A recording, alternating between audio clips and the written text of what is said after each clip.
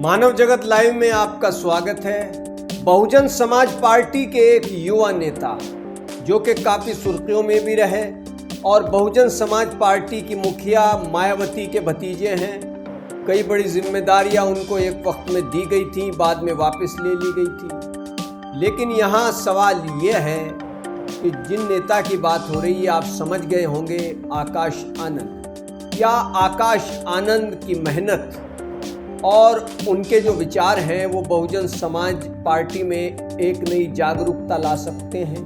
क्या वो बहुजन समाज पार्टी को फिर से ज़मीन से उठाकर उस मकाम तक ले जा सकते हैं कि जो मकाम कभी बहुजन समाज पार्टी को हासिल था? बहुजन समाज पार्टी का जो ग्राफ है वो लगातार गिरता गया और बहुजन समाज पार्टी से जुड़े जो लोग थे उन्होंने भी बहुजन समाज पार्टी से दूरी बना ली। और ये कहना गलत नहीं होगा कि एक वक्त ऐसा भी रहा कि जब बहुजन समाज पार्टी बहुत शानदार तरीके से उरूज पर थी, यानी बुलंदी पर थी। और फिर एक वक्त ऐसा भी आया कि जो बहुजन समाज पार्टी के वोटर्स माने जाते थे उन वोटर्स में भी दूसरी पार्टियों ने सेंध लगा ली। इसकी वजह कई रही, चाहे बसपा सुप्रीमो मायावती की बदलती सियासी रणनीति रही हो या फिर इसके लिए उनके कुछ ऐसे फैसले जो कि हमने इससे पहले भी कई वीडियो बनाई हैं, उसमें भी बताए हैं। आप जाकर के उन वीडियो को देख सकते हैं कि बसपा सुप्रीमो के फैसले किस तरीके से बहुजन समाज पार्टी पर ही भारी पड़े।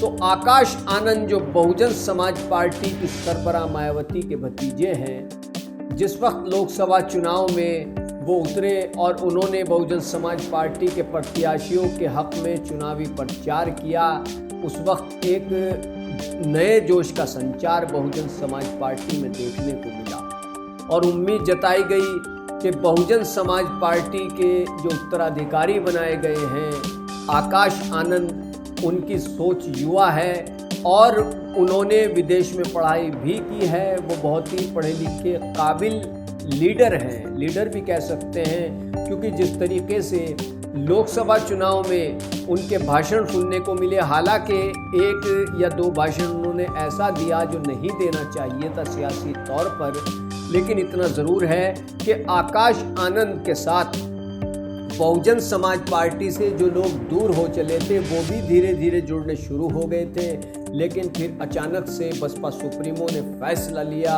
और आकाश आनंद से तमाम इख्तियारात, तमाम अधिकार वापस ले लिए गए। लेकिन अब फिर से आकाश आनंद का कद बहुजन समाज पार्टी में बढ़ा हुआ है और बताया ये जाता है कि आकाश आनंद की सोच पर ही अमल करते हुए बसपा सुप्रीमो मायावती ने हरियाणा में इनेलो पार्टी से वहां के विधानसभा चुनाव के लिए गठबंधन किया है। और ऐसे इशारे भी मिल रहे हैं कि आने वाले विधानसभा चुनाव 2027 में इंडिया गठबंधन में भी बहुजन समाज पार्टी शामिल हो सकती है, क्योंकि आकाश आनंद के आप पुराने बयानों पर अगर गौर करें तो आपको ये पता लगेगा कि आकाश आनंद भी अकेला चलो की नीति के खिलाफ है और वो भी चाहते हैं कि गठबंधन होकर के बहुजन समाज पार्टी पहले की तरह मजबूती हासिल कर ले।